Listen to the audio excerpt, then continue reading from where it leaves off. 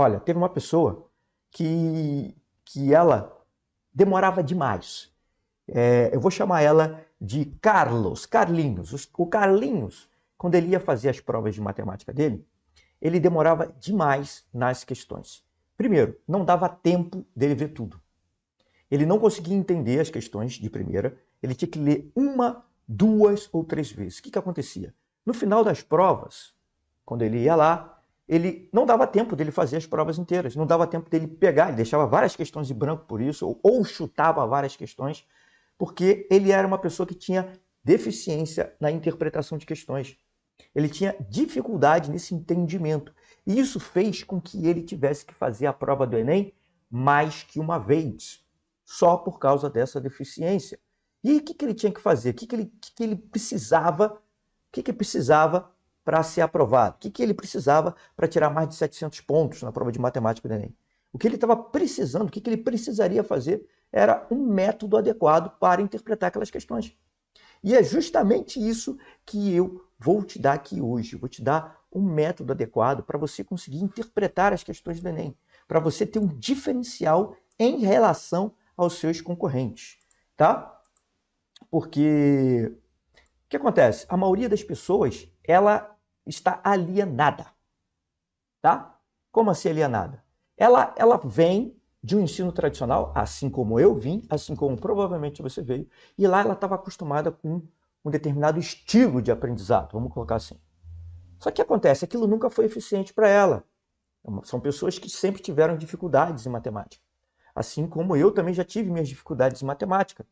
E aí o que acontece? Elas acham que só existe uma forma de você se dar bem em matemática, de você interpretar as questões, que é com esforço, a base de esforço. Quanto mais você fizer, quanto mais você estudar, quanto mais tempo você ficar sentado fazendo exercício, mais chance você tem de passar. E o que acontece é o seguinte, ó. O que adianta? O que adianta você, por exemplo, você quer chegar em um determinado lugar e você não sabe bem, vamos supor que seja uma determinada montanha, você quer chegar lá, e você você entra num lugar que você não conhece. O que acontece? Imagine só se você não tem um mapa. E aí você não tem um mapa e você faz um esforço absurdo para chegar naquela montanha em um dia. É mata fechada. Vamos supor que você esteja lá numa floresta, mata fechada. Você vai fazer um esforço absurdo para chegar lá num dia. Se você estiver na direção errada, não adianta. Você pode fazer o que você quiser, que você não vai chegar naquela montanha. Você vai fazer um esforço, vai desbravar a mata e vai chegar em outro lugar diferente. A mesma coisa é se você estiver utilizando uma metodologia errada, você fazer um esforço absurdo para melhorar o seu desempenho em matemática, para tirar mais de 700 pontos em matemática, e você está na direção errada. O que vai acontecer? Como eu já vi várias pessoas falarem para mim que estudaram demais e não conseguiram ser aprovados. Não conseguiram tirar mais de 700. Por que isso acontece? Porque elas estão colocando esforço na direção errada. Sabe do exemplo da alavanca?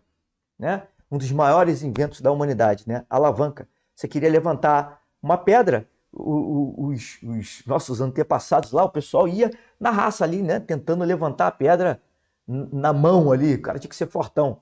E aí chegou alguém e desenvolveu uma alavanca, botou tipo a gangorra, né? Nos parques de diversões, aquele gangorra, então. Você colocava uma pedra, um suporte, né? Podia ser um pedaço de madeira, sei lá, e fazia uma alavanca para levantar. Botava a pedra ali em cima, só empurrava, rolava ela, e ali ele fazia o esforço para ficar na altura que ele quisesse. Depois ele podia travar esse lado aqui e empurrar a pedra para onde ele quisesse. Então, olha só, com uma técnica adequada, o esforço é muito menor. Isso que eu quis dizer com isso, tá? Com esse exemplo da alavanca aí, que de repente não foi o melhor. Mas com uma técnica adequada, você precisa fazer menos esforço para conseguir resultados ainda melhores. Então, olha só, para as pessoas que ficam lá muito tempo bitoladas nessa forma de preparação no ensino, de acordo com o ensino tradicional, onde te joga uma quantidade absurda de informações, não querem nem saber se você está absorvendo ou não, é difícil para esse tipo de pessoas, assim como foi difícil para mim, assim como talvez seja difícil para você, migrar para um outro tipo de aprendizado, diferente desse. Então, a maior parte da dificuldade de interpretação vem disso, da forma que te ensinaram a matemática ao longo de toda a sua vida, tá? E você tem que simplesmente virar uma chave aí dentro de você e começar a galgar novos, a aspirar novos ares, né?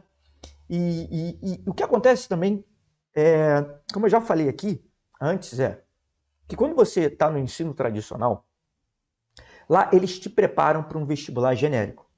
Eles querem que você passe, seja capaz de passar em tudo quanto é vestibular. E ao fazerem esse esforço, quando eles fazem esse esforço para tentarem te tornar apto a passar em qualquer tipo de vestibular, eles acabam não te preparando para nada. E aí as pessoas acham normal um aluno tentar uma vez, duas vezes, três vezes, até conseguir passar no Enem, na faculdade que quer, até conseguir tirar mais de 700 pontos na prova de matemática. Isso não é normal. Mas isso acontece por quê? Porque eles estão tentando te preparar para tudo. Se tivesse uma preparação específica para o Enem, provavelmente você conseguiria passar. Mesma coisa um atleta olímpico. Será que o cara, eu já dei um exemplo aqui, mas o cara, vamos lá, o cara está se preparando para os 100 metros. Será que é corrida, né? É 100 metros, é tudo corrida. Então, eu posso me preparar para os 100 metros e me preparar para maratona. É tudo corrida, é só correr. Então, dá para se preparar? Dá para ganhar medalha de ouro nos dois? Não dá. Não é assim que funciona. Quanto mais específico você for na sua preparação, mais você se torna um especialista, as suas chances de ser aprovado são maiores, as suas chances de tirar mais de 700 pontos na prova de matemática são maiores. Então, o que eu quero dizer para você é o seguinte, quando eles estão te preparando para esse vestibular genérico, existe uma diferença discrepante entre o tipo de questão que vão te dar lá nesse vestibular e o tipo de questão que tem, que o Enem cobra.